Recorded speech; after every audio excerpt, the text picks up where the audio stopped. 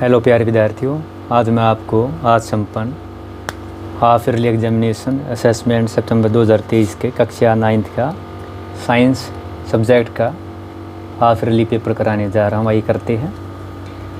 आपको इस पेपर के 90 मिनट मिले थे और ये 30 मार्क्स का पेपर है। सभी ऑल क्वेश्चंस आर कंपलसरी है।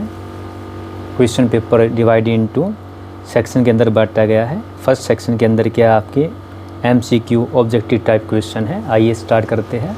तो जो फर्स्ट क्वेश्चन है आपका सेक्शन ए के अंदर वो क्या है, देखिए 1 से 8 तक जो आपके क्वेश्चन है 1 मार्क्स के ऑब्जेक्टिव टाइप है। फर्स्ट क्वेश्चन है which of the following phenomenon would increase on raising the temperature, यानी इनमें से कौन सा फिनोमेनन है जो टेम्परेचर बढ़ाने के साथ इंक्रीज होता है यानी कि बढ़ता है। तो आप ऑप्शन देखेंगे। First diffusion, evaporation, compression of gases, evaporation, compression of gases, solubility, evaporation, diffusion, expansion of gases, evaporation, solubility, diffusion, compression of gases. तो इसके अंदर हमारा जो राइट आंसर है वो क्या है आपका, तो राइट आंसर इसके अंदर क्या है, सी इज़ द राइट आंसर है। यानी evaporation, diffusion, expansion of gases ये क्या होते हैं, डायरेक्टली प्रोपोर्शनल होते हैं आपके टेम्परेचर के। ये डायरेक्टली प्रोपोर्शन होते हैं टेम्परेचर के। टेम्परेचर बढ़ता है, अगर टेम्परेचर इंक्रीज होता है तो आपका क्या है, आपकी काइनेटिक एनर्जी बढ़ती है। क्योंकि टेम्परेचर बढ़े तो काइनेटिक एनर्जी क्या होगी आपकी, इंक्रीज होगी। काइनेटिक एनर्जी इंक्रीज होगी तो इवेपोरेशन बढ़ेगा, डिफ्यूजन बढ़ेगा और आपका एक्सपेंशन ऑफ गैसेस बढ़ेगा। इसके अंदर एक कंसेप्ट सोल्युबिलिटी का है। ये जो सोल्युबिलिटी होती है ये डिपेंड करती है टाइप ऑफ रिएक्शन पे। ये रिएक्शन पे डिपेंड करती है, रिएक्शन आपका एंडोथर्मिक है या एक्सोथर्मिक है। तो हमारा राइट आंसर क्या इसके अंदर सी है। Evaporation, diffusion, expansion of gases जो है इंक्रीज होता है ऑन रेजिंग द टेम्परेचर, यानी तापमान बढ़ाने पर आपकी increase of this phenomena. Now second question देखिए। A man is standing on a boat in still water, if he walks toward the shore the boat will. तो एक आदमी नाव पर खड़ा है, किनारे की ओर चलता, तो नाव जो है क्या होगा आपका, यहाँ पे जो आपके ऑप्शन दिए गए देखिए, moves away from the shore and moves toward the शोर, रिमेन स्टेशनरी। तो यहाँ पे जो सिस्टम है हमारा, हम बात करें तो आपका जो सिस्टम के अंदर क्या है, जो बोट है और जो मैन है एक ही साथ क्या है बोट के अंदर है। तो इसके अंदर जो आपका centre of mass of system क्या है आपका, रेस्ट रहता है। तो जब आपका बोट जब मैन टुवर्ड द शोर की तरफ जाता है तो आपका जो है इसका आंसर होगा move away from the shore, यानी ये आपका क्या आएगा आंसर, ये आएगा यानी कि किनारे की ओर मूव करेगा। नाउ नेक्स्ट क्वेश्चन है देखिए आपका, in a tincture of iodine find the solute and solvent. तो देखिए आपका क्या टिंक्चर ऑफ आयोडीन क्या होता है, एक सॉल्यूशन होता है जिसके अंदर क्या होता है आपका आयोडीन होता है और एल्कोहल होता है, एल्कोहल। तो यहाँ पे जो ये एल्कोहल होता है या आयोडीन ये कम लेसर क्वांटिटी होती है। लेसर क्वांटिटी को क्या कहते हैं, सोल्यूट कहते हैं, और ग्रेटर क्वांटिटी को क्या कहते हैं, सोलवेंट कहते हैं। और दोनों के मिलने से क्या बनता है, ये सॉल्यूशन बनता है, सॉल्यूशन। तो यहाँ पे क्या आपका ऑप्शन के अंदर देखिए, iodine is solute and alcohol is solvent, यानी जो बी ऑप्शन है आपका ये राइट आंसर है कि आयोडीन इसके अंदर क्या लेसर क्वांटिटी है और जो एल्कोहल है इसकी क्वांटिटी ज़्यादा है। तो alcohol is solvent, iodine is solute. Next question है देखिए आपका, road shaped structure present in nucleus. तो रोड शेप जो स्ट्रक्चर होती है न्यूक्लियस के अंदर इसको क्या कहते हैं, क्रोमोजोम कहते हैं। क्या कहते हैं, क्रोमोजोम होती है हमारी। और इसके बाद नेक्स्ट क्वेश्चन है देखिए आपका, द लार्जर सेल। तो लार्जर सेल जो होता है आपका, लार्जर सेल जो होता है ये ओस्ट्रिच का एग होता है।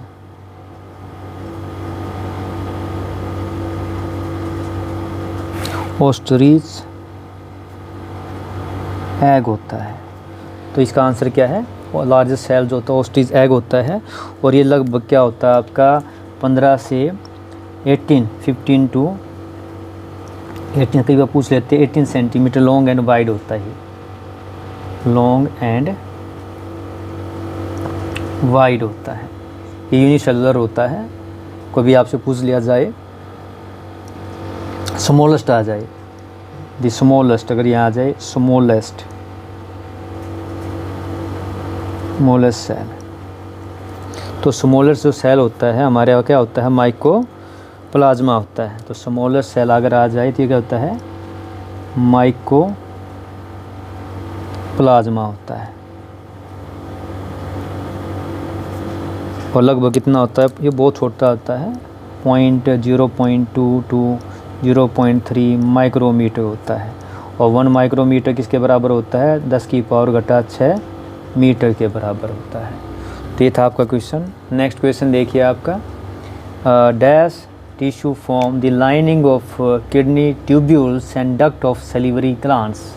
कौन सा टिश्यू जो है आपकी, जो किडनी ट्यूब्यूल्स होती है, जो डक्ट्स होती है सैलिवरी ग्लैंड्स की, सैलिवा के अंदर टिश्यू जो होता है लाइनिंग बनाता है, तो ये आपका होता है क्यूबोइडल एपिथेलियम होता है। तो आंसर क्या है आपका,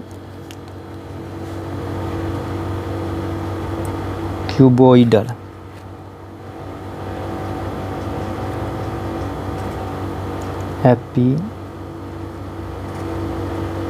एपिथेलियम होता है, एपिथेलियम यानी क्यूबोइडल एपिथेलियम। बताया था आपको एनिमल टिश्यू के अंदर आपकी पहला था एपिथेलियम जो आपका था, मैंने आपको बताया था कौन कौन से होती है आपकी, जो फर्स्ट टाइप की जो आपकी एपिथेलियल टिश्यू होते हैं 5 टाइप के हैं, squamous, cuboidal, columnar, chelated and glandular. तो यहाँ पे जो आपको आंसर था आपका, जो टिश्यू फॉर्म करते हैं lining kidney tubules and duct of salivary glands, कौन से होते हैं, क्यूबोइडल एपिथेलियम टिश्यू होते हैं। नाउ नेक्स्ट क्वेश्चन है, what is deposition. What is deposition. Deposition क्या होता है, ये बिल्कुल सब्लिमेशन का रिवर्स प्रोसेस होता है। एक आपने पढ़ा sublimation,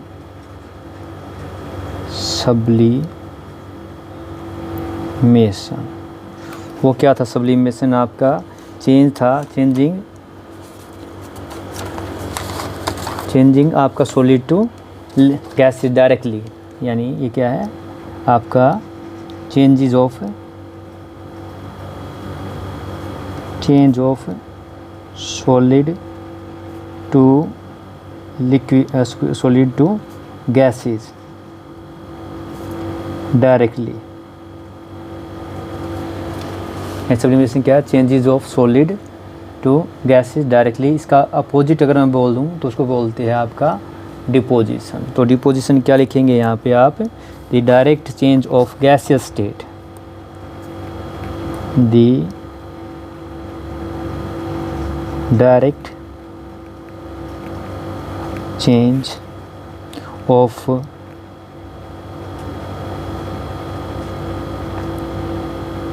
gaseous state without changing into liquid, without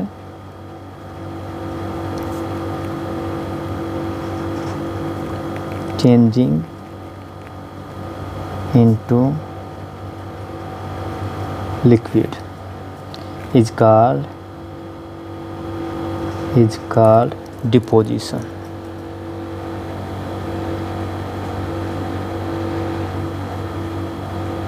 तो बस क्या है देखे जाए तो यहाँ पे जो मैंने लिखा गैसियस स्टेट टू आपका direct change of gaseous state to solid, ये लिख दिया, sorry gaseous state to solid, gaseous state to solid without changing into liquid is called deposition. अगर इसका यहाँ पे मैं क्या लिख दूँगा, यहाँ पे लिख दूँगा solid to gases without changing liquid is known as sublimation. तो ये आपका आंसर है। नेक्स्ट क्वेश्चन है आपका, देखिए right the function of epidermis. तो अब क्वेश्चन देखिए क्या है, आपको एक फंक्शन बताना है एपिडर्मिस का। तो एपिडर्मिस क्या होती है, एपिडर्मिस जो होती है आउटरमोस्ट लेयर होती है, जो सॉफ्ट पार्ट होता है प्लांट्स का, लाइक से स्टेम है, रूट है, लीव्स है, फ्लावर है।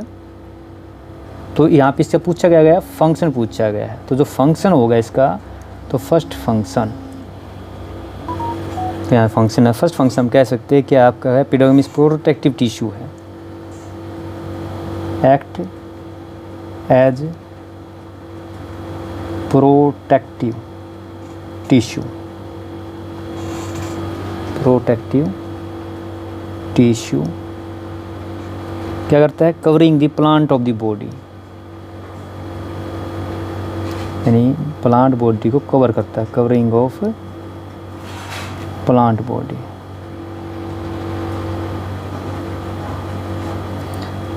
इसका और भी एक लिख लेते हैं आप। ये क्या करता है, आपका जो आपका एक्सेसिव एपोरेशन होता है, वाटर लॉस होता है, उसको क्या करता है, चेक करता है, रोकता है। तो क्यूटिकल्स बोलते हैं इसको, द क्यूटिकल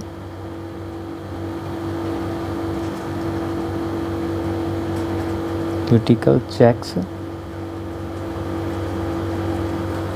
excessive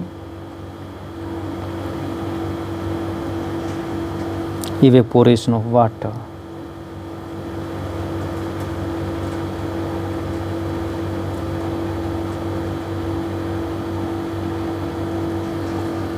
और ये क्या करता है, आपका एक्सचेंज को अलाउ करता है, किसका, गैसेस का, और transpiration through the stomata.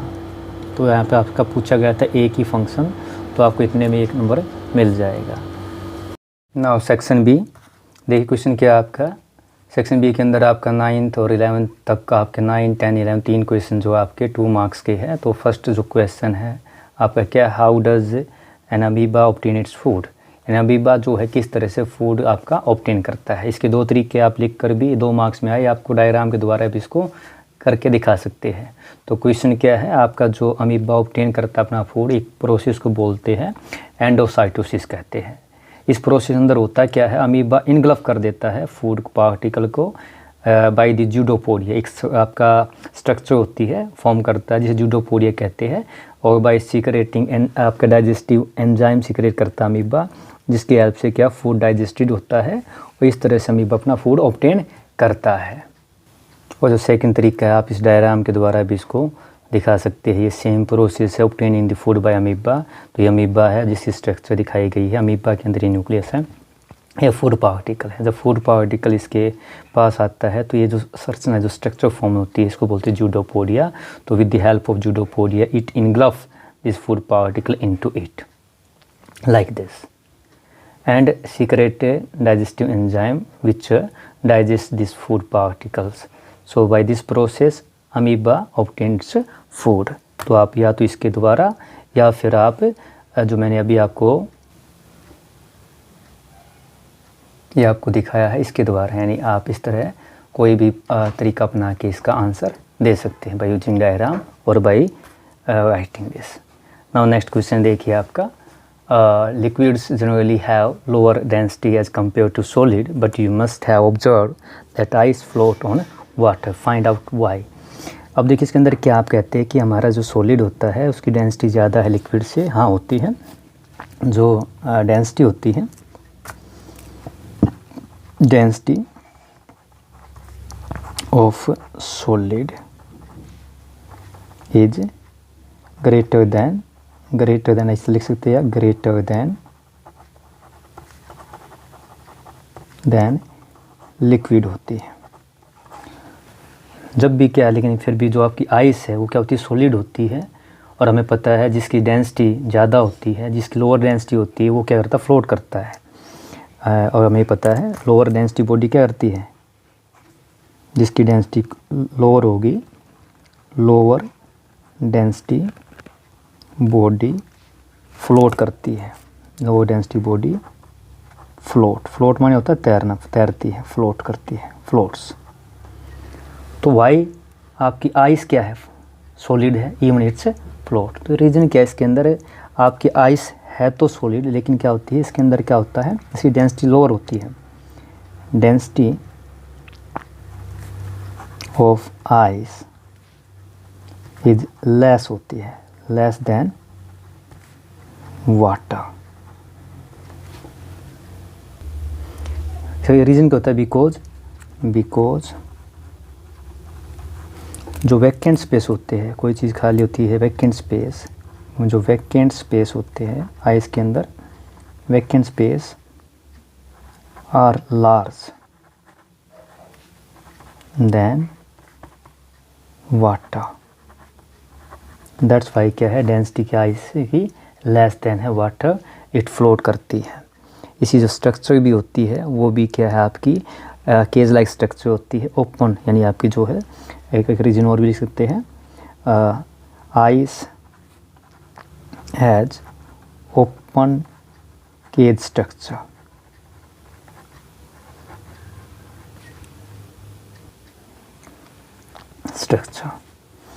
That's why क्या है, that's why ice float on water. तो ये आपको आंसर देना है, इतना ही आपको 0.2 मार्क्स के अंदर। नाउ 11th क्वेश्चन है, ये भी 2 मार्क्स का है, बस आपसे 2 क्वेश्चन पूछे हुए देखिए। व्हेन विल यू से a body is in uniform acceleration या नॉन यूनिफॉर्म एक्सेलरेशन। तो जो फर्स्ट क्वेश्चन है आपका, फर्स्ट है यूनिफॉर्म एक्सेलरेशन। तो जैसे नाम यूनि माने एक, फॉर्म माने एक जैसा, तो बस इसमें आपको लिखना क्या है, यूनिफॉर्म एक्सेलरेशन क्या होता है, व्हेन एक्सेलरेशन, इसका जो सिंबल होता है पता है आपको, स्मॉल ई से दिखाते हैं, इसे लिख सकते हैं, when acceleration A remain constant लिख लीजिए, अगर याद ना रहे तो सेम याद, सेम रहती है। सेकंड क्या आपका, जो सेकंड पार्ट है वो है non uniform acceleration, non uniform यानी विपरीत अर्थक अपोजिट हो गया यूनिफॉर्म एक्सेलरेशन का, यूनिफॉर्म एक्सेलरेशन। तो नॉन यूनिफॉर्म एक्सेलरेशन क्या होती है, बस ये लिख दीजिए, when acceleration not remain constant, when, क्योंकि 2 मार्क्स में पूछा गया है, आसान पॉइंट लिखिए, व्हेन एक्सेलरेशन जो ए है, ए से लिख सकते हैं, doesn't remain constant, does not remain constant means changing रहे, कांस्टेंट याद ना रहे तो आप सीधे लिखिए एक्सेलरेशन चेंजिंग, जारी लिख सकते हैं, चेंजिंग सेम नहीं रहती है। तो इसका इतना ही आंसर देना था आपको। नेक्स्ट क्वेश्चन है, देखिए आपका नेक्स्ट क्वेश्चन क्या है आपका, अगला सेक्शन आ गया आपका सी सेक्शन। सी सेक्शन के अंदर क्या है आपका 12-13 2 क्वेश्चन है जो आपके 3 मार्क्स के हैं। इसके अंदर फर्स्ट जो क्वेश्चन है आपका सी सेक्शन के अंदर देख क्या है आपका, name the organelles which show analogy written as under. तो फर्स्ट है transporting channel of the cell. तो आपको यहाँ पे क्या है, ये देखिए A B C D 4 part दिए गए हैं, आपको यहाँ पे बस आंसर लिखना है। तो सबसे पहला है आपका देखिए transporting channel of the cell. तो ट्रांसपोर्टिंग चैनल ऑफ सेल कौन सा होता है, ई आर को कहते हैं, E R. E R full form क्या होती है, endoplasmic reticulum, endoplasmic,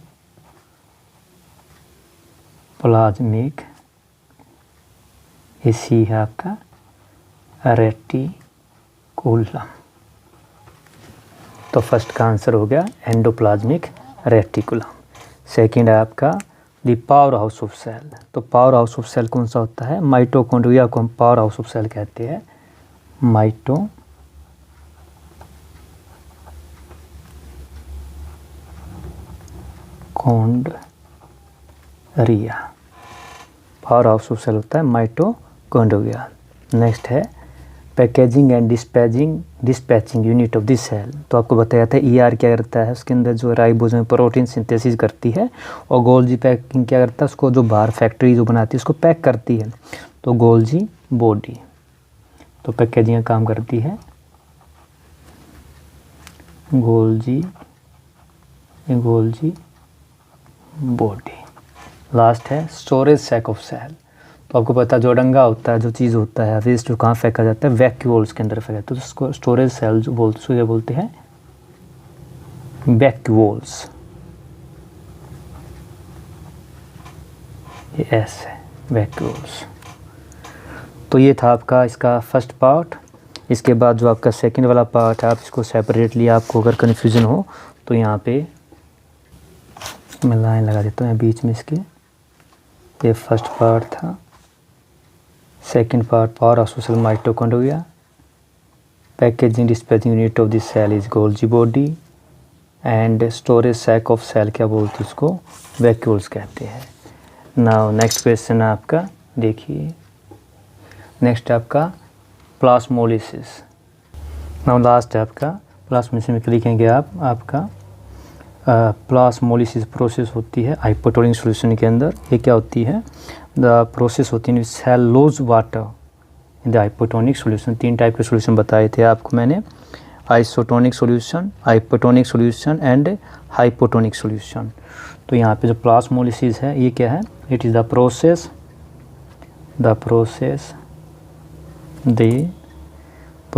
in which cell, the process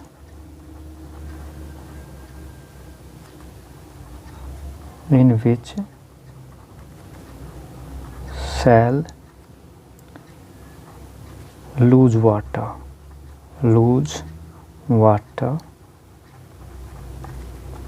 in hypertonic solution।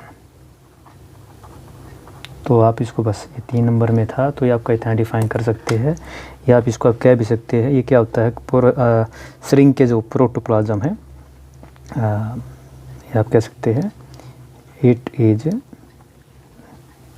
Shrinkage, contraction कह सकते हैं, इट इज कॉन्ट्रैक्शन, और इसको हम श्रिंकेज भी कहते हैं, यानी सिकुड़ जाती है श्रिंकेज, क्योंकि लॉस ऑफ वाटर होता है तो क्या होगा, श्रिंकेज।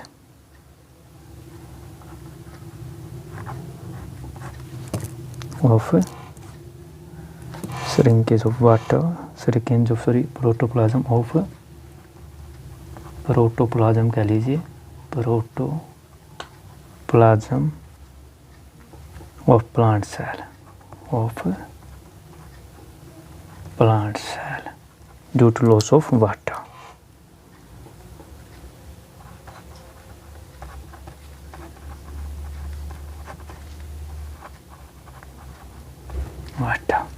तो बस आपको इतना आंसर देना था, 3 मार्क्स के अंदर आपसे पूछा गया था।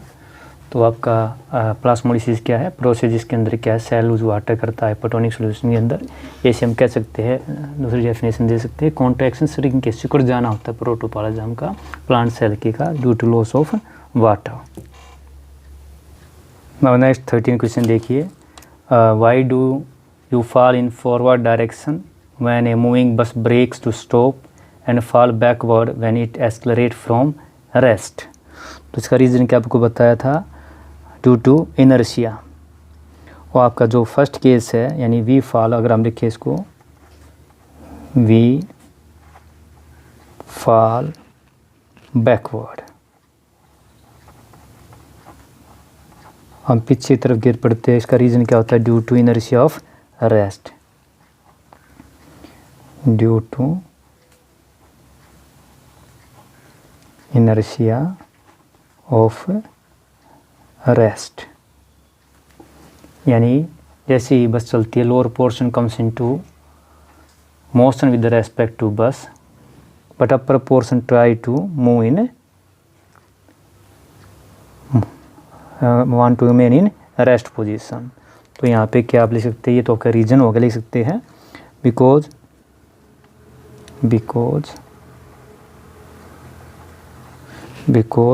feet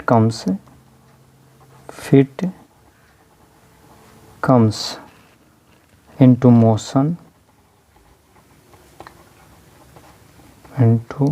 motion with respect to bus, but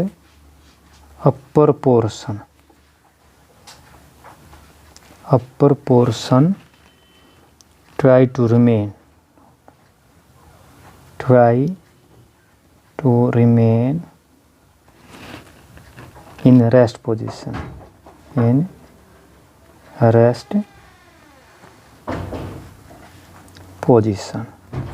and we fall, second part का मैं इसी की बात करूँ, वी फॉल फॉरवर्ड, इसका बिल्कुल अपोजिट लिख दीजिए। यहाँ पे आएगा due to inertia of motion, due to inertia of motion, बिल्कुल सेम रीजन लिखेंगे। यहाँ पे पोजीशन चेंज हो जाएगी, बिकॉज, रीजन क्या है, बिकॉज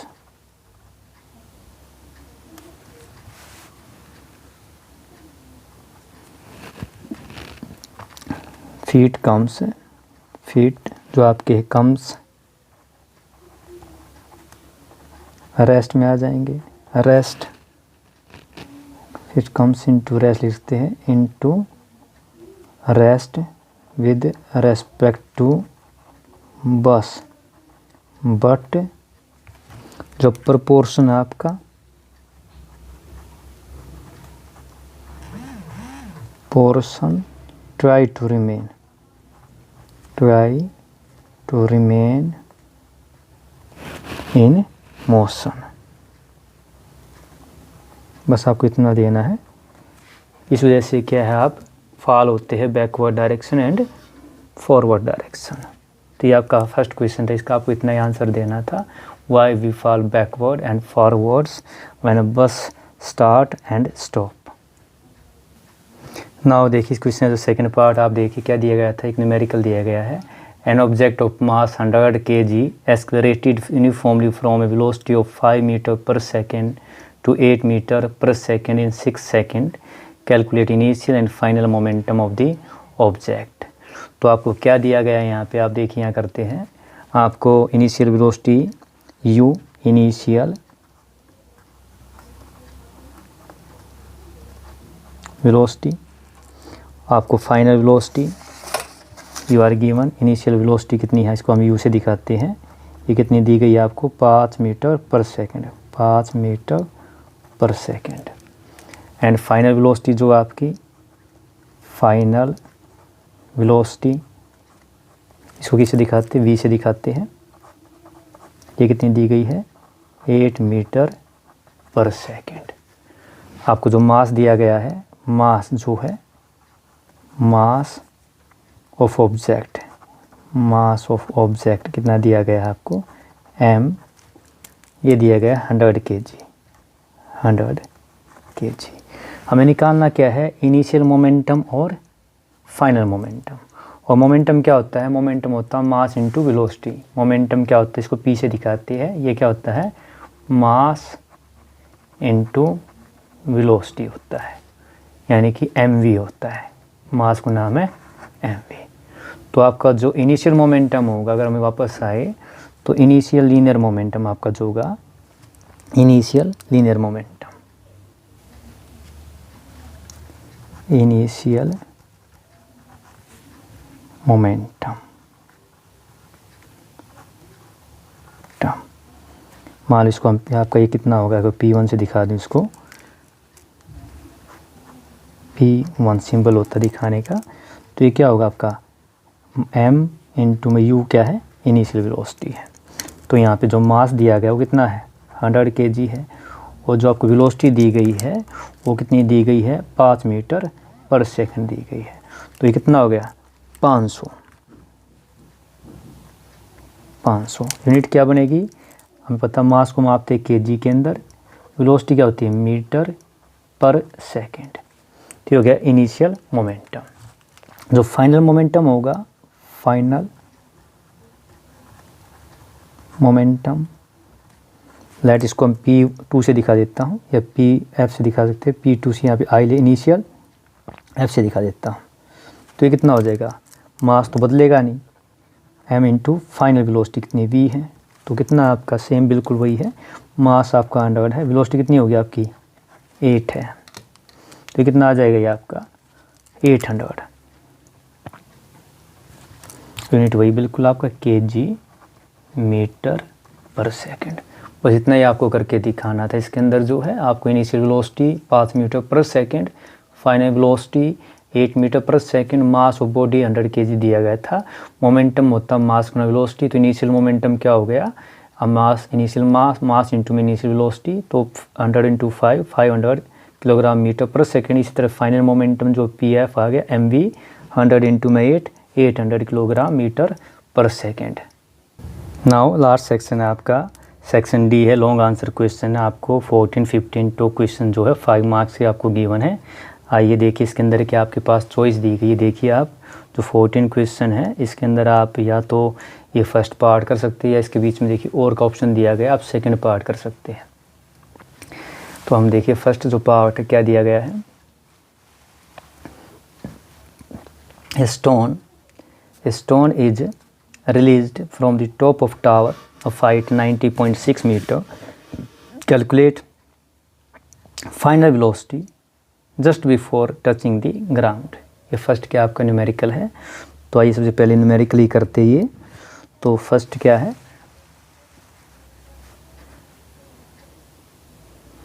तो देखिए क्या दिया गया आपको, यहाँ पे आपको इनिशियल वेलोसिटी दी गई है।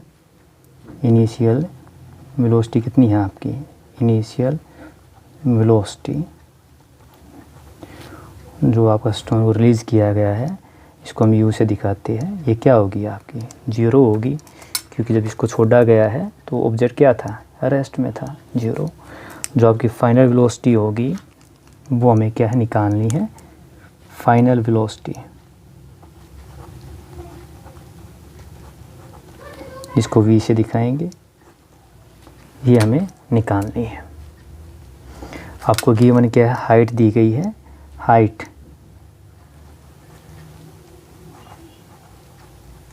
इसको मान h से दिखा लेते हैं। आपको हाइट दी गई है कितनी है, 90.6 मीटर गिवन है।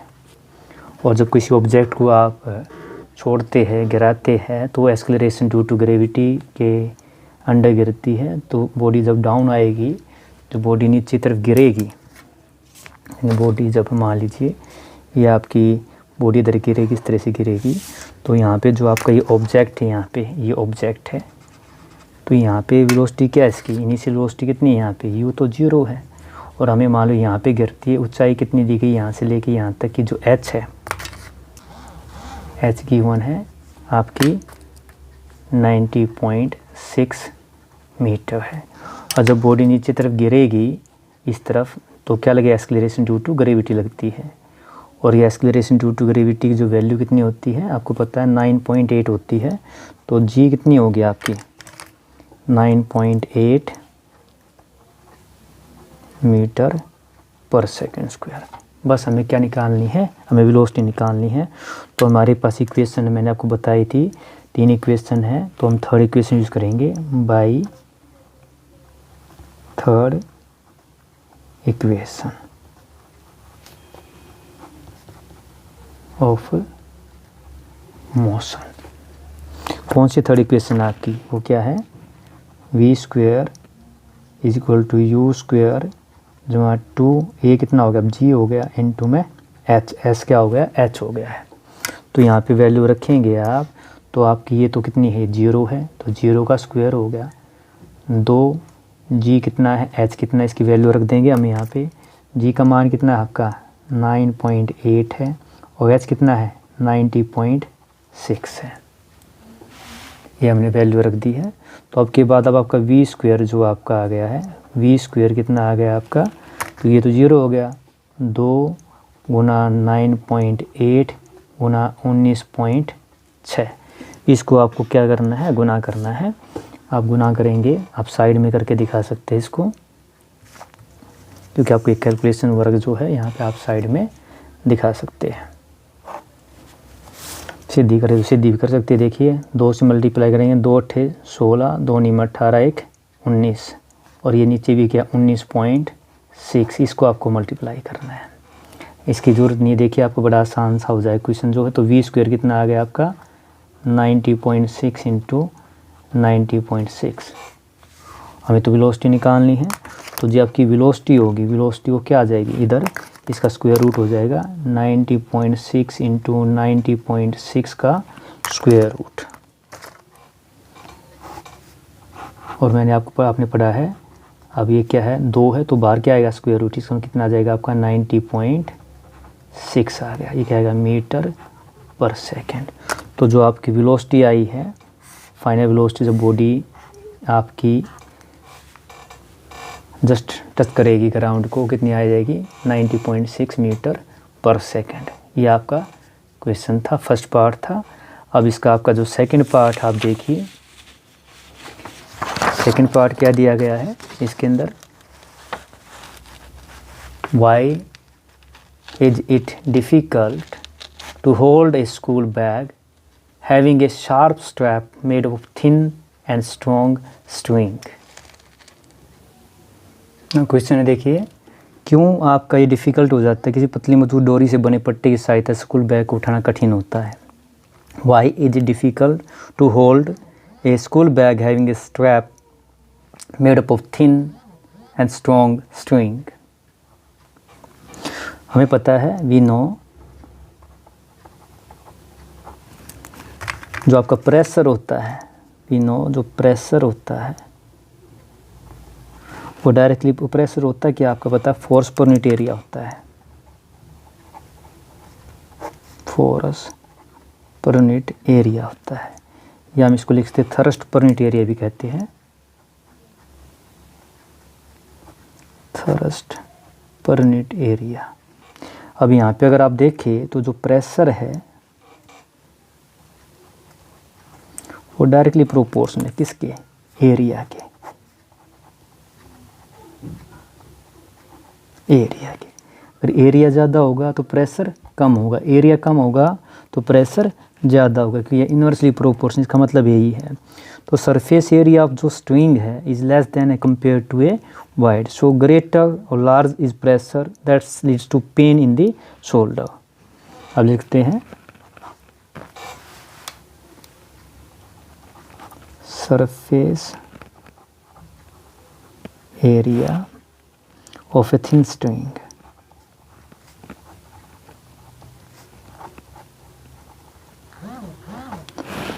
is less as compared to wide। आपका अगर मान लो वाइड होगा तो प्रेशर कम पड़ेगा, तो हम कैसे दैट इज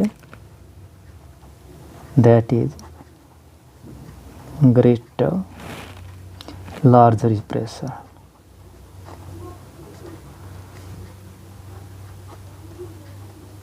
क्योंकि स्ट्रिंग क्या है, थिन है, that leads to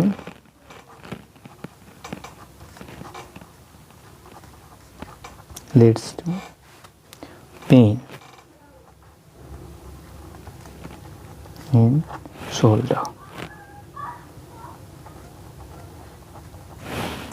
So that is why, this is direct, that is why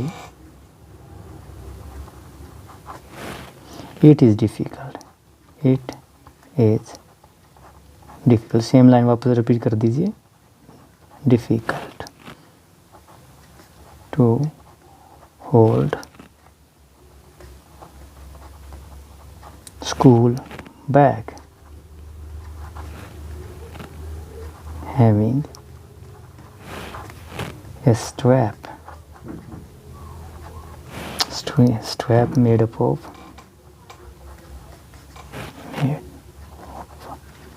a thin and strong string।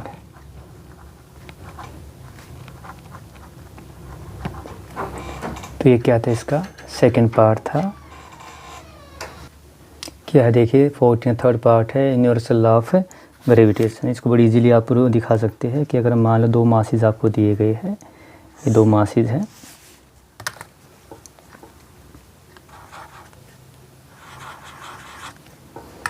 मान लीजिए आपका क्या है, ये m1 है, ये मास क्या आपका m2 है, और इन बीच में जो सेपरेशन है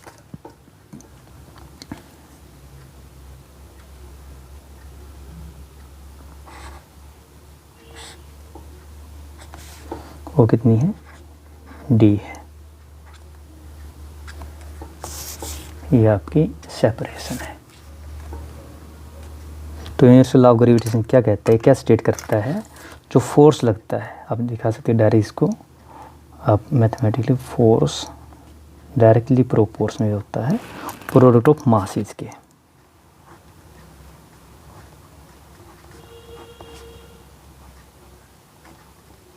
मासेस के, और यही फोर्स जो होता है इन्वर्सली प्रोपोर्शनल होता है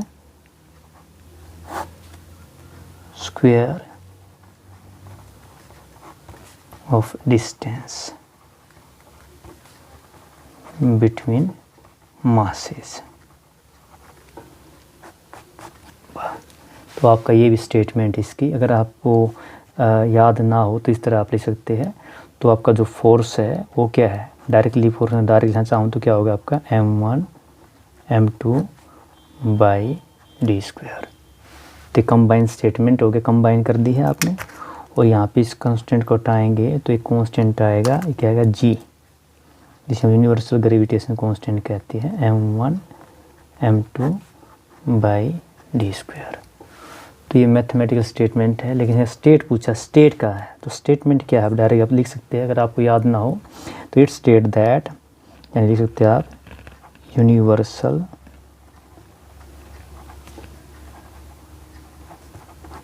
of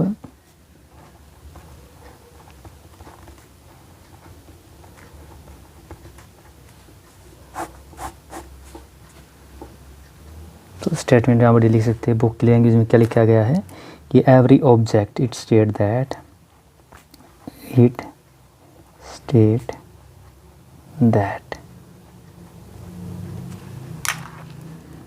every object in the universe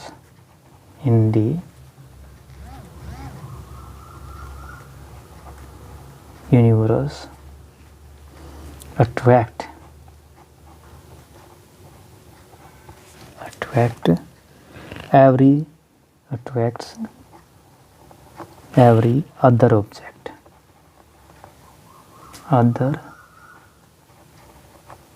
object with a force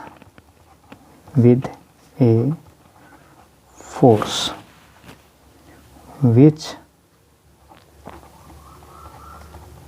is directly proportional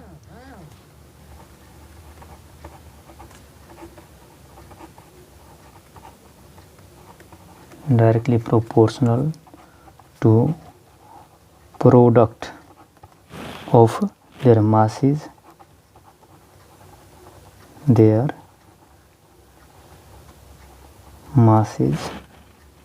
and inversely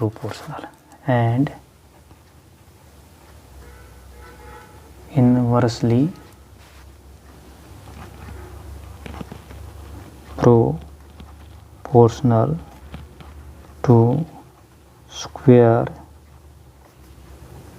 of distance between the masses कह सकते हैं, between them कह सकते हैं, between them। तो ये आपकी स्टेटमेंट आपको लिखनी थी, या तो ये लिख दीजिए स्टेट पूछा गया है। अगर आपको ना आए तो आप इसको यूज़ करके मैथमेटिकल फॉर्म में इस तरह भी इसको एक्सप्लेन कर सकते हैं। नाउ अभी देखिए आपका इस क्वेश्चन का जो और वाला पार्ट है उसके अंदर क्या है, फर्स्ट पार्ट के न्यूमेरिकल है। आप देखिए क्या दिया गया है, calculate force of gravitation between the earth and sun given that the mass of earth is 6 × 10 की 24 kg एंड सन मास 2 × 10 की power 30 kg। Average distance between the two is 1.5 × 10 की पावर 11 मीटर। ये आपको करना है। तो देखिए कैसे करते हैं। सबसे पहले लिख लेना आपको गिवन क्या है, देखिए जो आपको दिया गया है गिवन में, मास ऑफ अर्थ दिया गया है, मास ऑफ सन दिया गया है, मास ऑफ सन दिया गया है, आप लिख भी सकते हैं। मान लीजिए एम, ये एम है, एम ई लिख देता हूँ सिंबल के लिए। सन का मास को एम एस लिख देता हूँ।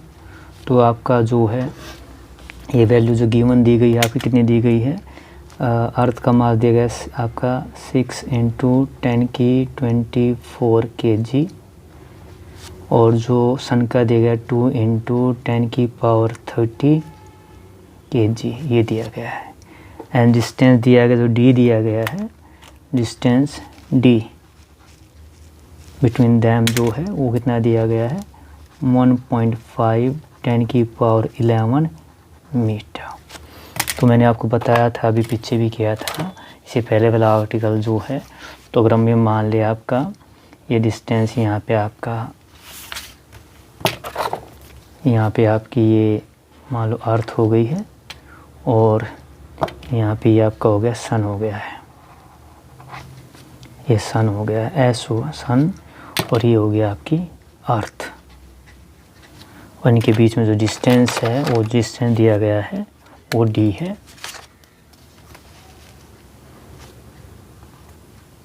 इन दोनों के बीच का जो डिस्टेंस है वो कितना दिया गया, डी दिया गया है, डी। तो अभी क्या था, यूनिवर्सल लॉ ऑफ ग्रेविटेशन आपको यूज़ करना है। वो क्या कहते हैं, यूनिवर्सल लॉ ऑफ ग्रेविटेशन का आपको यूज़ करना है, हमें निकालना, फोर्स निकालना है।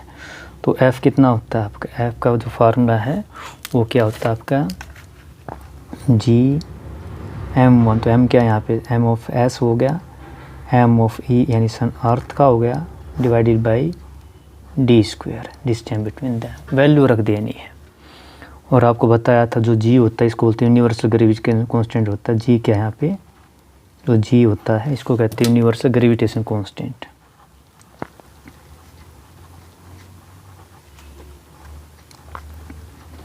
ग्रेविटेशनल कांस्टेंट, इसकी जो वैल्यू होती है वो कितनी बताई थी आपको, 6.67 10 की पावर कितनी हो गई आपकी, ये होती है आपकी -11, और इसकी जो यूनिट होती है न्यूटन पर मीटर स्क्वायर kg²। निकाल भी सकते हैं इसको, इधर ले जाके इधर लेके जाओगे होगा फोर्स न्यूटन मीटर स्क्वायर, ये मास क्या हो जाएगा kg²। ये सभी वैल्यू उठा के इसके अंदर रख दो, बस हमें इतना करना है, बाकी मैथमेटिकल है।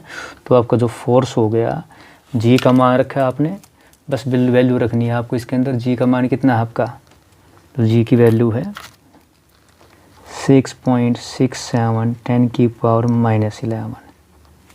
मास ऑफ सन कितना है, 2 × 10 की पावर 30 है, और मास ऑफ अर्थ कितना है, 6 × 10 की पावर कितनी है, 24 है। और डी कितना है आपका, या डी का मान रख देते हैं, डी का मान है आपका 1.5 × 10 की पावर 11 का क्या होगा, ये स्क्वायर हो गया। बस ये आपको काटना है, मैथमेटिकल काटना है, बड़ा ज़्यादा दिक्कत नहीं आनी चाहिए आपको। तो इसको किस तरह से करते देखिए बताता हूँ आपको। पहले ऊपर की पावर देख लेते, देखिए आपका ये हो गया 6.67, ये ले ली 6 दूनी 12। अब जो पावर देखिए आपकी, तो पावर कितनी हमें पता, आधार संयम हो तो जो पावर होती है वे ऐड हो जाती है। तो यहाँ पे अगर आप देखेंगे 30 और 24 से कितनी होगी आपकी, ये पॉजिटिव है तो कितनी होगी 40 30 24 और 54, और माइनस में क्या हो जाएगी आपकी 11 की जो मल्टीप्लिकेशन भी आपकी ऐड हो गई। और इसी तरह जो नीचे वाली है, जो नीचे वाली आपको पता है 1.5 को 1.5 से मल्टीप्लाई करेंगे कितना आएगा, 2.25 आएगा। 15 का स्क्वायर भी कितना होता है, 225 होता है। और 10 की पावर 11 इसका जो स्क्वायर करेंगे कितनी हो जाएगी, 10 की पावर 11 दूनी 22। तो ये आपका इतना आ गया। अब इसके बाद देखिए मैं इसको करता हूँ आगे, तो हो गया 6.67 × 12, ऐसे सॉरी 12 था, और यहाँ पे आपकी पावर 10 की पावर कितनी होगी, 11 कम कर देंगे इसके अंदर से, 4 में 3 43 आ जाएगी, ठीक है। और नीचे कितना आपका, नीचे आपका 2.25 10 की पावर 22। अब अगर आप करेंगे देखिए यहाँ मल्टीप्लाई करूँ इसको मैं 6.67 को 12 से 12 सत्ते 84। अगर आपको दिक्कत आती है तो साइड में यहाँ पे आप करके दिखा सकते हैं। इधर आप कर सकते हैं 6.67 को 12 से 12 सत्ते 84 और 12 छिक 72 और 8 80, 12 छिक 72 और 8 80। तो ये आपका इतना आ गया 80.04। तो ये आपका हो गया 80.04। नीचे कितना आपका 2.25। अब यहाँ पे जो 10 की पावर का हिसाब करेंगे तो देखिए आप लेके जाएंगे ऊपर 10 की 43 है, डिवीज़न में क्या होती है पावर घटती है, तो घटा में कितना हो जाएगा 22 हो जाएगा। अब हमें क्या करना है, इसको डिवाइड करना है इससे 2.25 से, तो लगभग पता है आपको। देखिए यहाँ पे ये 80 है 2 है तो लगभग 4 के आसपास आएगा आपका। और यहाँ पे जो पावर आई आपकी, आप देखिए यहाँ भाग करके दिखा भी सकते हैं, इधर आप जो कर सकते हैं। तो लगभग आप अप्रोक्सीमेट बात करते हैं तो देखिए 2 दूनी 4, तो लगभग आपको यानी 40 के आसपास है आपका। अगर मैं इसको छोड़ भी दूँ ऐसे आपका इस डेसिमल के पार्ट को, तो लगभग इतना है। या आप इसको पूरा यहाँ डिवाइड कर सकते हैं। फिर ये डिवाइड देखिए 80.04 को जब आप डिवाइड करते किससे 2.25 से, तो कितने पे गया देखिए आपका 3 पे जाएगा, लगभग 3 पे। तो 3 पंजे 15, क्योंकि 4 पे ज़्यादा आ जाएगा, 3 15, 3 दूनी 6, 1 7 और 3 दूनी 6, ये 5, यहाँ 10 में से 9 में 7 गई 2, तो यहाँ 7 बच्चे 1 वे 4। तो अब आप वहाँ करेंगे तो देखिए लगभग 22 लगभग आपका जाएगा 5 पे। तो ये 5 पे तो लगभग कितना आ गया आपका, ये डायरेक्ट ले 35 ले लेते, लगभग 35 गुना में यहाँ 10 की पावर कितनी होगी, अगर देखो तो 3 में 2 गया 1 और ये हो गया 2, तो 3 गुना 35 गुना में 10 की पावर कितना आ गया 21। तो फोर्स कितना आ गया, और फोर्स को मापते किसके अंदर है न्यूटन के अंदर में, कितना आ गया फोर्स आपका 35 गुना में 10 की पावर 21 न्यूटन। ये आपका फोर्स आ गया जो हमें निकालना था। ये आपका न्यूमेरिकल है। इस तरह आपको इसको करना था। अब इसका देखिए जो बी पार्ट दिया गया, देखिए आपका क्या दिया गया है, स्टेट आर्किमिडीज प्रिंसिपल। यहाँ पे आपको दिया गया state Archimedes principal, right its application. तो यहाँ पे बस आपको आर्किमिडीज प्रिंसिपल स्टेटमेंट लिखनी है, आर्किमिडीज प्रिंसिपल।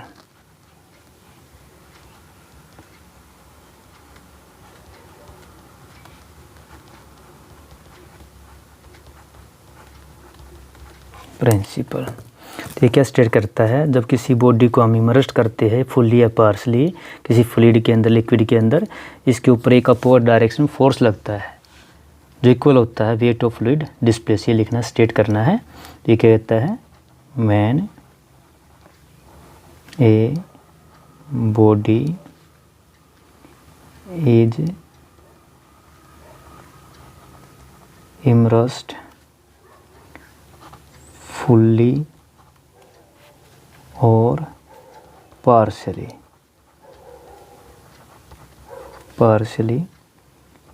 in fluid लिख लीजिए, लिक्विड लिख लीजिए अगर आपको आता है, अगर दिक्कत होती है आप लिख लीजिए लिक्विड।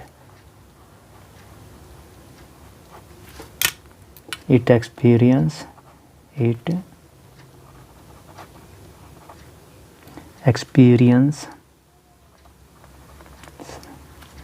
an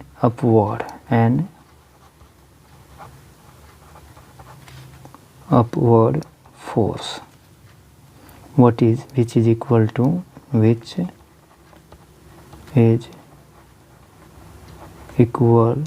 to weight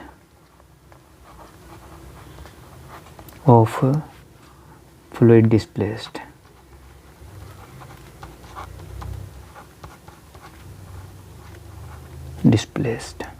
तो ये क्या था, स्टेटमेंट होगी, इसकी एप्लीकेशन पूछी है। तो इसकी एप्लीकेशन आप ले सकते हैं, कहाँ होता है यूज़, प्रयोग, यानी इसका यूज़ कहाँ होता है application, in designing of ships and submarine, in designing of ships and submarine. पनडुब्बी जो होती है ना आपके समुद्र में जहाज होते हैं, उनकी डिज़ाइनिंग में इसका यूज़ करते हैं। एक और ले लेते हैं एप्लीकेशन इसकी, वर्किंग ऑफ लैक्टोमीटर भी इसी के ऊपर बेस होती है। Working of lactometer. तो ये था आपका 14 क्वेश्चन, जिसके 2 पार्ट थे। आपको कोई भी एक पार्ट आप क्या है कर सकते हैं, या तो फर्स्ट वाला कर दीजिए या आप सेकंड वाला कर दीजिए, दोनों ही आपके ठीक है। एक करना है आपको। नाउ लास्ट क्वेश्चन है, देखिए इस पेपर का जो 15 क्वेश्चन है, इसके अंदर भी आपको ऑप्शन दिए गए हैं। 15 क्वेश्चन अंदर क्या देखिए, differentiate between the striated unstriated cardiac muscle on the basis the structure and site location in the body. आपको क्या है इनके ऊपर आपको इसको डिफरेंशिएट करना है। तो देखिए आप इसको इस तरह से एक्सप्लेन कर सकते हैं। एक तरीका तो क्या है, आपके डायग्राम बनाए गए हैं, ये स्ट्रेटेड मसल है, ये आपकी अनस्ट्रेटेड मसल है और ये आपकी कार्डिक मसल है। तो इसमें मैंने क्या आपका देखिए, सबसे पहले क्या है आपका जो ऑप्शन दिया गया है, they are long cylindrical shaped. जो आपकी स्ट्रेटेड मसल होती है आप देख सकते हैं यहाँ पे देखिए लॉन्ग है, आपकी देखिए लॉन्ग है एंड सिलेंड्रिकल फॉर्म है।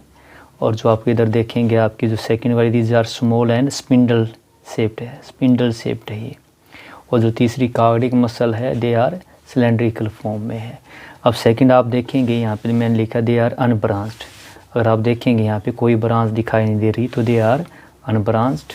अनस्ट्रेटेड मसल आप ये देखेंगे, देखिए यहाँ पे इनके अंदर भी कोई ब्रांच नहीं है तो ये भी क्या अनब्रांच्ड है। लेकिन यहाँ पे अगर आप देखेंगे जो आपकी कार्डिक मसल है, देखो ये ब्रांच निकली हुई, इधर ये ब्रांच निकल के ये ब्रांचेज है तो दे आर ब्रांच्ड। थर्ड मैंने लिखा है आपका दे आर मल्टी न्यूक्लिएट। अगर आप यहाँ देखेंगे तो यहाँ पे क्या है, ये सभी इसके अंदर एक से ज़्यादा न्यूक्लियस होती है, इसलिए हम बोलते हैं मल्टी न्यूक्लिएट। मल्टी न्यूक्लियस है ये। एंड इसके अंदर आप देखेंगे एक ही न्यूक्लियस होता है दोनों के अंदर, इसके अंदर। तो आपके unstriated muscle are uni nucleate.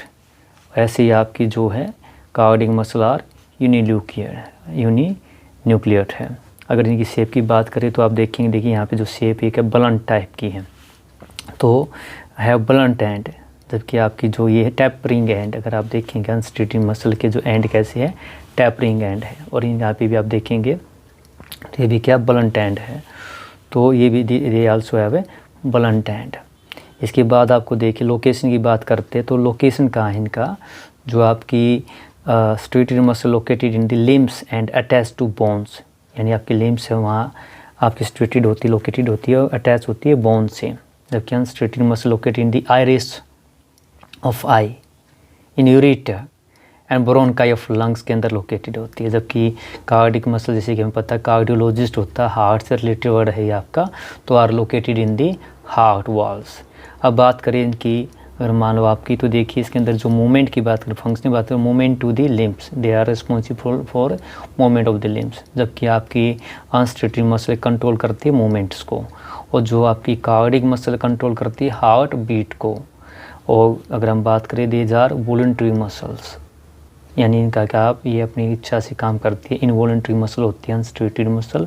और जो हार्ट है, हार्ट की मसल क्या, हार्ट आपके काम से आपकी इच्छा के अनुसार काम नहीं करता, ये भी क्या इनवॉलंटरी मसल्स होती है। तो ये आप इसको इस तरह से इसको डिफ्रेंशिएट करना था। एक आप इसको इस तरह से भी आप इसको डिफ्रेंशिएट कर सकते। देखिए यहाँ पे character, striated muscle, unstriated muscle, cardiac muscles.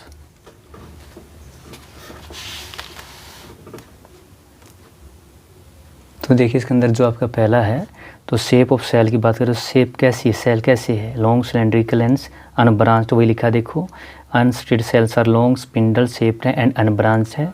Cardiac muscle का सेल आर सिलेंड्रिकल एंड आपकी ब्रांच्ड होती है। सेकंड बात हुई न्यूक्लियस की, अलग दिखाया तो देखिए multinucleate, uninucleate and uninucleate है। आपकी स्ट्रिएशन की बात करें तो दीज आर प्रेजेंट, आपने देखा स्ट्रिप सी, इसके अंदर स्ट्रिप नहीं है, आपकी striation are absent and also in cardiac striation are present. Mode की बात करें तो वॉलंटरी, इनवॉलंटरी, आपकी इनवॉलंटरी। आप इस तरह से भी इनके बीच में क्या है डिफ्रेंशिएट कर सकते हैं। अब देखिए इस क्वेश्चन का जो अगला पार्ट दिया, draw a label diagram of neurons. आपको न्यूरॉन्स का डायग्राम बनाना है। तो इस क्वेश्चन के अंदर क्या करना है आपको, ये न्यूरॉन का डायग्राम बना देना। देखिए आपको ये डायग्राम बना के लेबल करना है। तो आपको डायग्राम बना के लेबलिंग में क्या ये कि आपका न्यूक्लियस है, इसको क्या बोलते हैं सेल बॉडी है, ये लॉन्गर पार्ट सिलेंडर को एक्सॉन बोलते हैं इसको। यहाँ पे जो ये ब्रांच दिखा इसको डेंड्राइट्स कहते हैं, और यहाँ पे जो एंडिंग इसको बोलते हैं नर्व एंडिंग।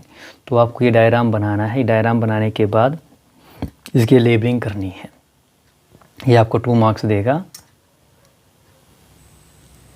ना देखिए क्या दिया गया है। सबसे पहले जो आपका है इसको कम्प्लेक्स टिश्यू को डिफाइन करना है। तो कम्प्लेक्स टिश्यू क्या होता है, कम्प्लेक्स टिश्यू। तो कम्प्लेक्स टिश्यू क्या है, ये आपका दोज प्लांट टिश्यू होते हैं जो made up of more than one kind of cell से बने होते हैं। उन्हें कम्प्लेक्स परमानेंट टिश्यू कहते हैं। कम्प्लेक्स यानी क्या है आपके those plant tissue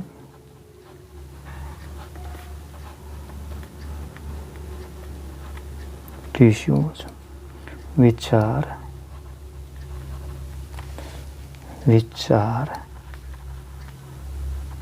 made up of more than one kind of cell of more than one kinds of cells are called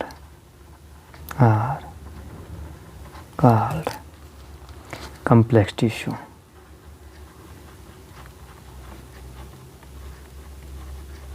फिर इसके बाद पूछेगा, देखिए how many type of complex tissues are there, explain. Now they depending upon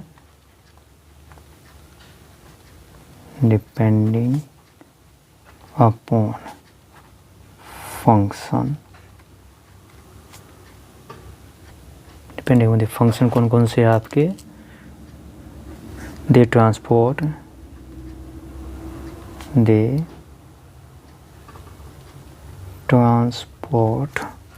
water,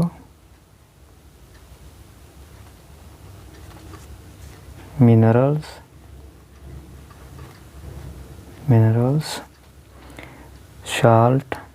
salts and food। Plants को food भी चाहिए, food material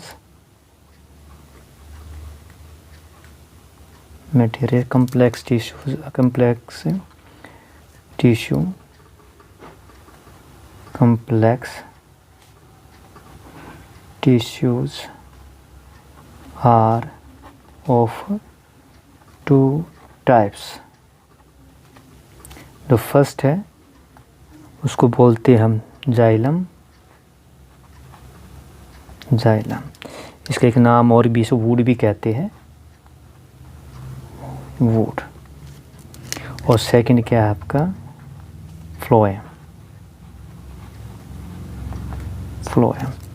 इसको हम बस्ट भी कहते हैं। तो जाइलम क्या करता है, जाइलम ट्रांसपोर्ट करता है, यानी आपका जो है रेस्पॉन्सिबल फॉर क्या है, वाटर एंड मिनरल्स, यानी आपका it's transport waters and minerals.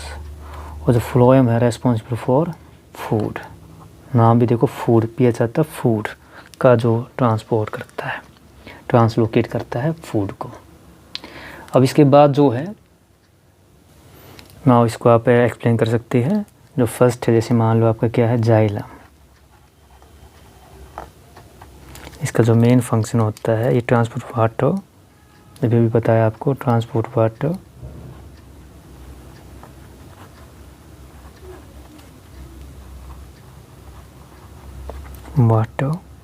and minerals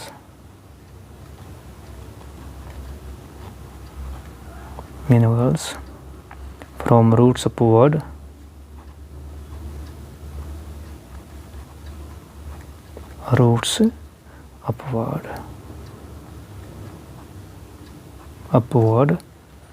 towards the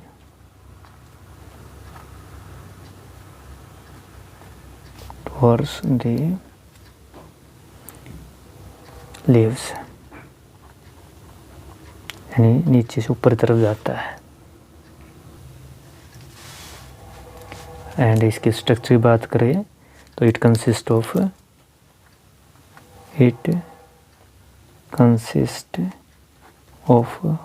4 type of cell.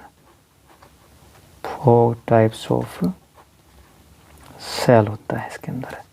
कौन कौन सा है? पहला है ट्रैकिड्स,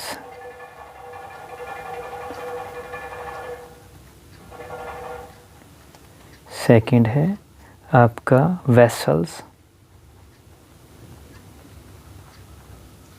ये वी है वेसल्स, इसको हम ट्रैकिया भी कहते हैं।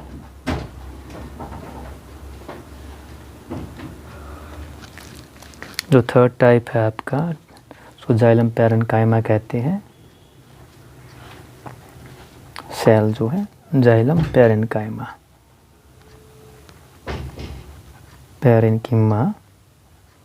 और जो फोर्थ टाइप है आपका वो जाइलम स्क्लेरेन्किमा या जाइलम फाइबर भी कहते हैं।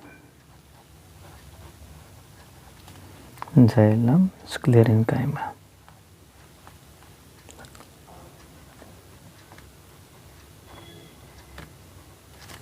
इसका एक नाम क्या है? Xylem fibre. Xylem fibre. ये जो 4 इसके अंदर क्या है? ओनली जाइलम पैरेन्काइमा जो लिविंग सेल है, बाकी क्या होते हैं? डेड होते हैं। आप लिख सकते हैं एक्सेप्ट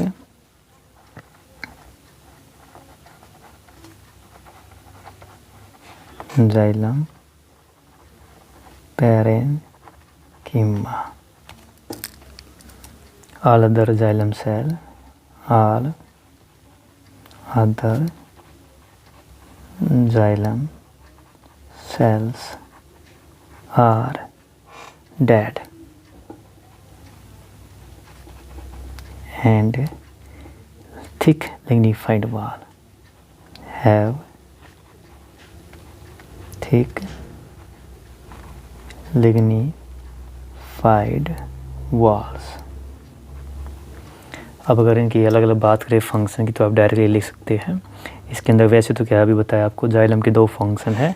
ट्रांसपोर्ट करता है वाटर मिनरल्स को upward from roots to leaves, और सेकंड मैकेनिकल सपोर्ट देता है। यहाँ पे जो है जो जाइलम है, यहाँ पे एक तो आप लिखते हैं इसके 2 फंक्शन है। पहला फंक्शन क्या है इसका? Transport water and minerals from roots upward, और सेकेंड फंक्शन क्या है इसका? ये मैकेनिकल सपोर्ट करता है to give mechanical support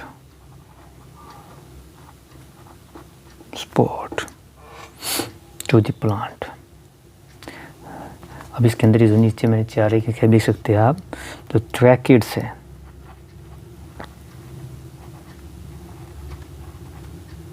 tracheids and vessel, ये क्या करते हैं? Help to transport water minerals, helps to transport water and minerals.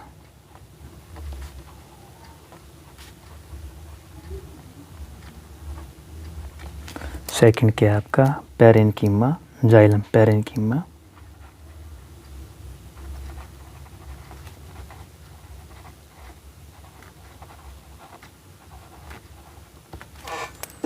Store food, ये फूड को स्टोर करता है। Store food and help in lateral conduction of water।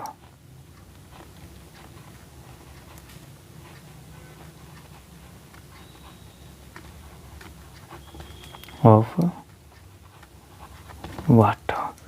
और जब आपका तीसरा है जाइलम पैरेन्किमा करता है, फूड को स्टोर करता है और हेल्प करता है लैटरल कंडक्शन ऑफ वाटर। अब जो तीसरा आपका है लास्ट का है वो क्या? Fibre. Xylem sclerenchyma, xylem fibre. ये मेनली स्पोर्टिव है, मेनली स्पोर्टिव इन फंक्शन, स्पोर्टिव इन फंक्शन। तो एक तो ये बना सकते हैं, इसका क्या आप डायग्राम बना के दिखा सकते हैं, इसका चारों टाइप का, ट्रैकिड्स का, आपका वेसल का, जाइलम पैरेन्कीमा का और जाइलम फाइबर का। और जो सेकंड वाला हम बात करते हैं फ्लोएम का, अब लेते हैं सेकंड वाला फ्लोएम।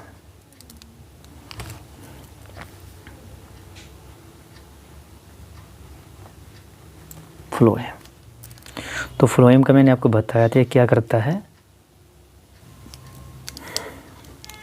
फ्लोएम ये ट्रांसलोकेट करता है, to translocate prepared food,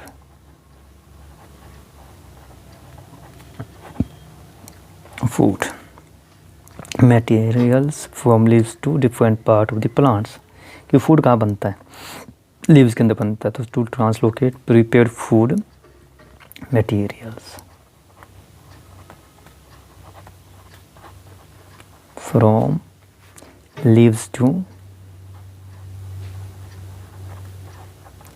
to different part of plants.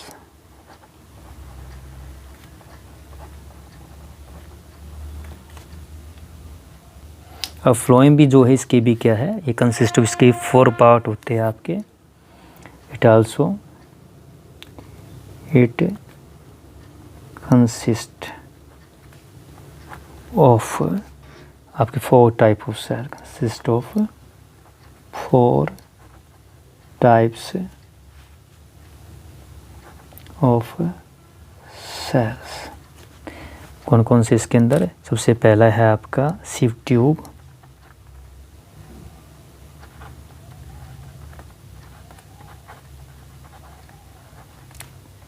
Second है आपका companion cell, companion cells. Third है आपका phloem parenchyma,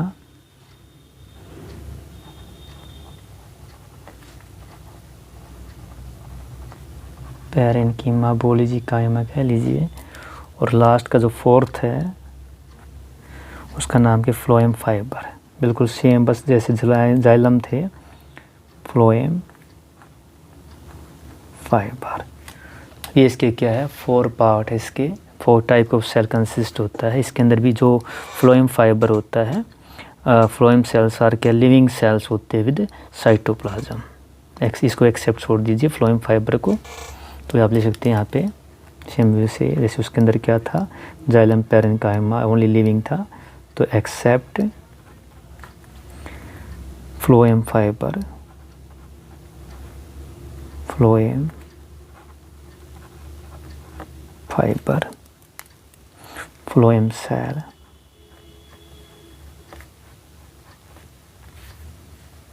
are living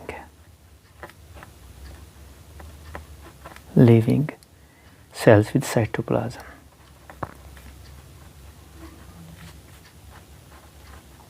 Cytoplasm.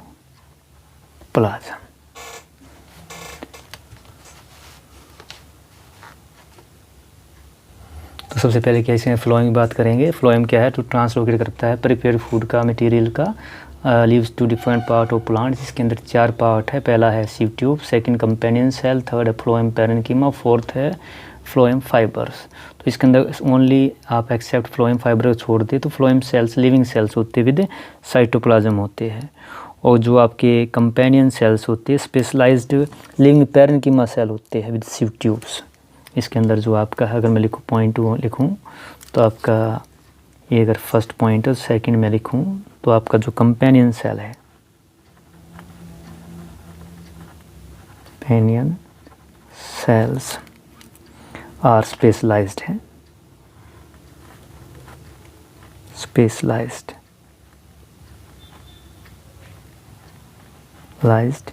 Living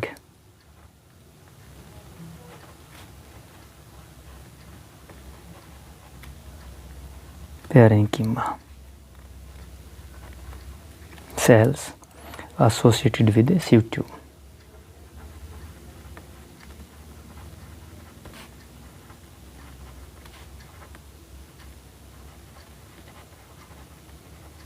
tubes. और जो फ्लोएम पैरेन्कीमा होते हैं ये काफ़ी थिन होते हैं, वार्ड लिविंग पैरेन्कीमा सेल्स होते हैं।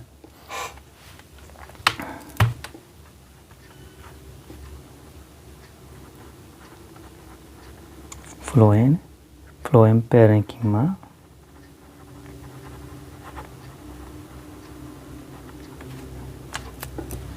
are thin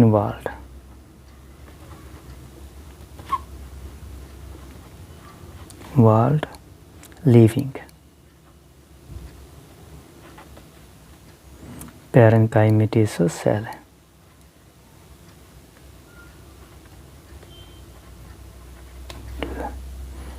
सेल्स होते हैं। और ये जो आपका फ्लोएम फाइबर है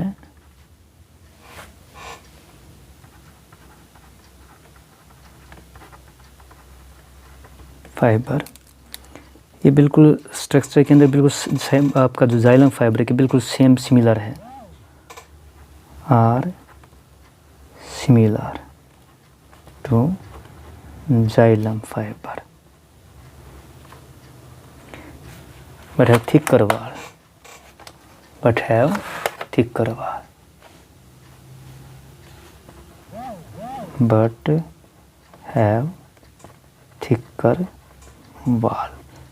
तो ये आपका इसका लिख सकते थे आप, क्या था आपका जो डिपेंडिंग अपॉन द फंक्शन है कि जैसे आपका प्लांट्स के अंदर ट्रांसपोर्ट होता है वाटर का, मिनरल का, साल्ट का, मटेरियल्स का। हम कम्प्लेक्स टिश्यू दो पार्ट में बांटते हैं, जाइलम और फ्लोएम। जाइलम को वुड भी कहते हैं, फ्लोएम को बेस्ट भी कहते हैं। जाइलम ट्रांसपोर्ट करता है, इसके दो मेन फंक्शन है, आपका वाटर और मिनरल्स ट्रांसपोर्ट करता है from root support toward the leaves, और सेकेंड मैकेनिकल सपोर्ट प्रोवाइड कराता है प्लांट्स को। इसके बाद जो आपका इसके चार टाइप के सेल्स होते हैं, ट्रैकिड्स है, वेसल है, जाइलम पैरेन्कीमा, जाइलम स्क्लेरेन्कीमा यानी कि जाइलम फाइबर है। यहाँ पे आपके जाइलम पैरेन्कीमा को छोड़ के बाकी सभी सेल्स क्या है, डेड होते हैं और हैव थिक यूनिफाइड वॉल होते हैं। तो यहाँ पे जो फंक्शन की बात करें, क्या करें, ट्रैकिड्स और वेसल क्या करते हैं, हेल्प करते हैं transport water minerals. Xylem parenchyma food को स्टोर करता है, help in lateral conduction of water. Xylem fibre mainly supportive function provide करता है प्लांट्स को। इसी तरह फ्लोएम का है, इसकी जो मेन फंक्शन है वो क्या करता है, ट्रांसलोकेट करता है प्रिपेयर फूड मटेरियल्स को different part leaves to different part of plants. इसके भी चार पार्ट है, 4 टाइप के सेल्स हैं, सिव ट्यूब्स है, कंपेनियन सेल है, फ्लोएम पैरेन्कीमा और फ्लोएम फाइबर है। इसके अंदर भी फ्लोएम फाइबर को छोड़ के आपके बाकी फ्लोएम सेल्स लिविंग सेल्स होते हैं विद साइटोप्लाज्म। कंपेनियन सेल्स क्या होते हैं, स्पेशलाइज्ड लिविंग पैरेन्कीमा सेल होते हैं जो एसोसिएट होते हैं सिव ट्यूब के साथ। और फ्लोएम पैरेन्कीमा क्या है, ये thin wall line living parenchymatous cells होते हैं। फ्लोएम फाइबर बिल्कुल सिमिलर है जाइलम फाइबर की तरह, लेकिन इनके अंदर क्या थिक वॉल होती है। तो ये था आपका 2023 आज संपन्न हुआ पेपर, जो 9th क्लास का साइंस सब्जेक्ट का पेपर था।